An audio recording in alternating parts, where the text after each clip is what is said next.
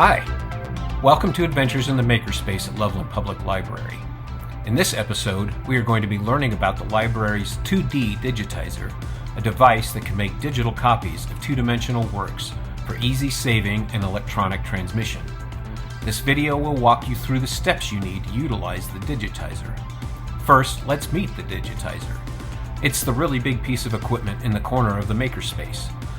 It has a camera attached to a movable gantry that allows the camera to move up or down towards the workspace. The workspace is the mat with the grid lines that help you place your artwork squarely in the camera's focus point. Keep in mind that the artwork should be placed upside down to you, but don't panic, it will be right side up in the camera. Power the Digitizer on using the silver toggle switch located at the front right of the unit. You will know the power's on when the height adjustment counter at the back of the Digitizer lights up. If you'd like, you can use the lights on either side of the unit to provide additional light for your workpiece. Once you're satisfied with the placement of your piece on the work mat, it's time to activate Smart Shooter, the program we will be using to capture your artwork. On the Mac Studio, click on the Smart Shooter icon in the tray at the bottom of the screen. Once Smart Shooter launches, under the camera controls section at the left side of the screen, ensure that the Connect button is activated. You'll know it's activated if it's grayed out. It's set to be connected by default, but there may be instances when it's not. Then, near the center top of the screen, in the Live View section, click on the box next to the Enable section. You should be able to see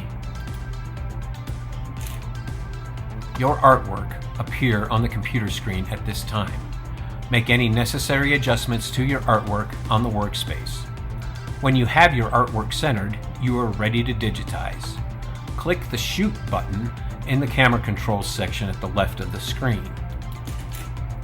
The Digitizer will automatically take two photos of your work, one of them a JPEG or JPG format, the other one an NEF format. If you have multiple pieces to digitize, place your next piece on the workspace and repeat the shooting process. When you are done with all of your pieces, it's time to save those images to a storage device. First, insert your storage device, like a USB drive, into the port located on the Mac Studio CPU. That's the silver box that lives on the desk under the left side of the monitor. The port is in the black hub on top of that silver box.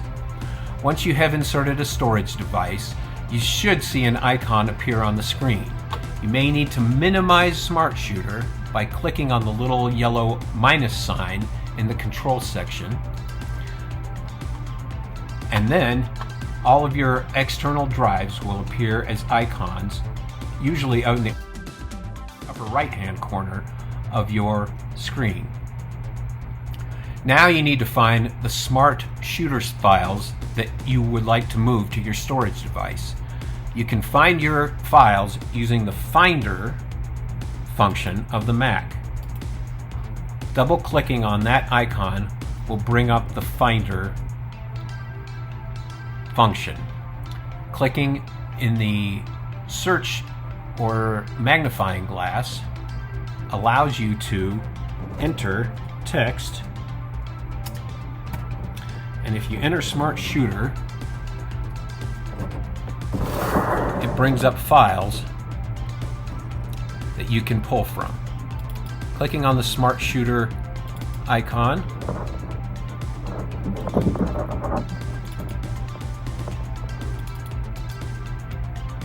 right-clicking and saying Open a New Tab will bring up all the Smart Shooter files that have been saved to the Mac.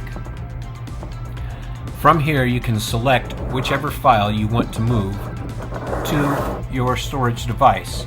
Simply drag and drop into your desired file. Make sure you pick the JPG file. The NEF files do not transfer well. Once you're done selecting your files, you can eject the drive and close the Smart Shooter icon.